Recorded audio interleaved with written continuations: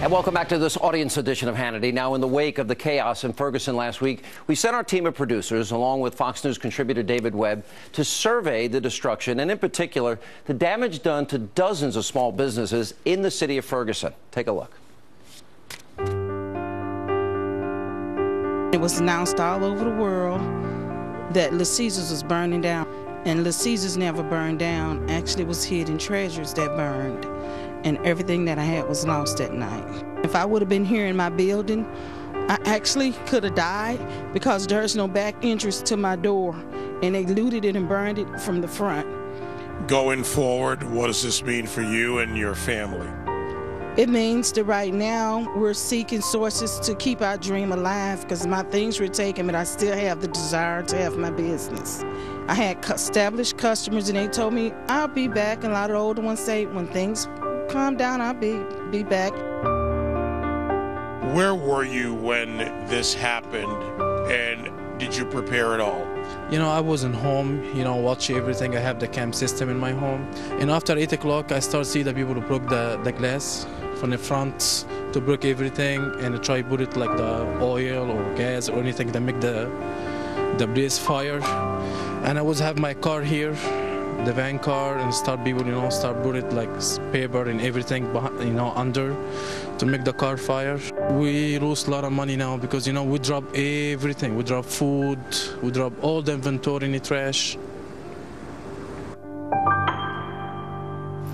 Now, those two store owners are in our audience tonight, and that is Hidden Treasures owner Janice Andrews and New York Grill owner Sameh Sultan is with us. Guys, thank you, and I'm very sorry to both of you for what happened. How long did you try and build this business up? I was just going on the 3-year mark. Yeah, I'm not trying to be nosy. Don't feel like you have to answer any of these questions. You've been through enough, but how much do you think you invested in your business? I sacrificed 2.5 years' income, our savings, and our son's support. And sweat and blood and right. labor and Traveling equity, on trips sweat out equity. Of town, shopping for merchandise, one-of-a-kind things for my store. All of my energy, sometimes I put so much energy into it, I didn't even tend to things that I should have for myself or my home, just to make my business grow, because I loved it. It was my passion. Wow. And after being a homemaker for 25 years, my husband got me to build business as a gift. And my sons, we all worked together on it. What are your plans? Where do you go from here? I just have faith. In order for me to go on and move forward, I have to be positive, and I just have to work on keeping my dream alive, because if I stay back there, what happened to me, I found that it was pulling me down real quick, putting me in a negative place. I know a lot of people, and we'll talk to them, are not going to rebuild their business, but you're planning on rebuilding. Yes. I'm not trying to be nosy again. Are you going to get insurance money? Will that cover it? Are you going to have to invest a lot more money? Obviously, you're going to lose all the sales over the period of time. You'll never be compensated for that. Right. But you have faith enough in the community that you would rebuild? I have faith enough in the community, but I would never, I learned my mistakes. I would never invest the way I did again. I have an eye for quality, can find beautiful things, but if the community wants me, I'm looking for resources and support to be able to give back to my community in that way, because I've given of myself, and I still will give of myself, but I no longer have the financial means to do it. You don't know if you can build your business back up? I don't know if I can build it up to where it was. Yeah. Maybe. Eddie, and by the way, Eddie, you're making every one of us guys look bad. You said, "Oh, honey, I'll buy you a store. No problem." You're killing us. Every guy here now has to go home and explain why they're not going to open a store. But it took everything that I had, to help your wife's dream come true. Yes, and now we have nothing. How do you feel about rebuilding? It's bittersweet. Yeah. I really want to help, do this all over again, but we really need some funds. We need some resource. And then the government, on the night that you needed government in your life, the guard was called up, nowhere to be found. The mayor couldn't even find the governor that night. Shocking. No. It's unbelievable. Not at all. Tell us about your business. It's family business, where we started open this business like 10 months ago, and we spent a lot of money. How much? If I don't? I don't know exactly, but it's over 100. Over $100,000. It is over, you know, to start. Sweat equity. Yeah, and it's still, you know, we spend money for the business, you know, after we open. Yeah. And you know, it's something, you know, like to open the business back, we need a lot of money too, and the insurance is not cover everything. It's not going to cover it all. Do you have confidence in rebuilding? I mean, or do you feel that maybe you don't have enough faith in the community? I'll be honest with you, this is my home, you know. This is that's what you know. Only way, you know, I get the money for. You know, I have to. It's sad. It is. Yes, it is, of course it's because sad. Everybody has dreams, and it's really hard. I see, DeRoy, you wanted to weigh in?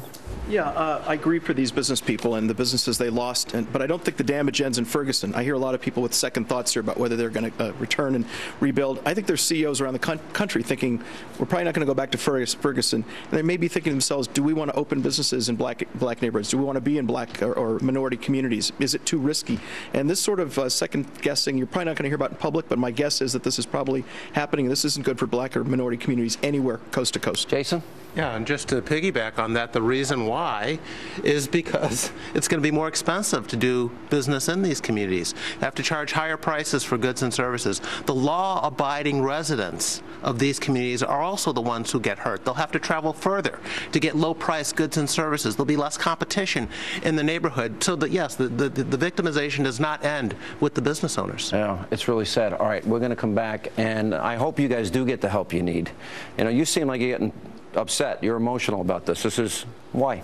I mean, not because it's your whole life. Do you feel it's just been? Yeah, because, you know, like I have my family work hard to, you know, to save money to open business. We work for 6 years now to open business, and now just for one day, everything is gone. I have to, you know, save money to open business again. You know, so you got to start. It took you 16. You saved for 16 years to open that business. No, for 6 years. 6 years to open that business. Yeah, with your it's family. All my family. Yeah, I have big family. You know, and now it's just this is the only way we make the money. And after all this, you know, I have to save money to open back. And the insurance, if I with the insurance, I will lose all the customers. This is restaurant. This is not like store. You're like building up again from fresh, as Denise was saying. Yeah, I have to build new inventory. Everything I drop in the trash. All the inventory is food. What was the car was underneath the building, and that they set the car on fire, which set your building on fire? Yes, I start, you know, call the police, and the police is not answer for this time. You know, I called the fire department, and the fire department, I think, it come after 10 minutes to make the fire stop. All right, we're going to take a break. 2 a.m. in the morning. What's that? They came at 2 a.m. in the morning, about, well, 4 hours after it all started. And again, nobody in this community, I think, blames the fire department. That's not their job to take bullets. Right. The problem was there was nobody there to help the fire department do what they needed to do and put the fires out. I blame, if you want my blame, I put it squarely on the governor's back for not deploying those guards as he should have. And all of these businesses should be up and running today. And I don't think, one thing, Bo, I don't think government knows what it takes. You spent a lifetime of savings to help your wife achieve her dream. 6 years, you and a large family collectively, I assume, saved your money to build this business. Yeah, you might have insurance, but that doesn't, what do you do in the interim? That doesn't compensate you for the money that you've lost and the time and the sweat equity.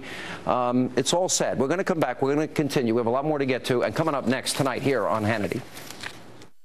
What did you feel when you saw that playing out, when you saw looters in your business? You put a lot of work into it.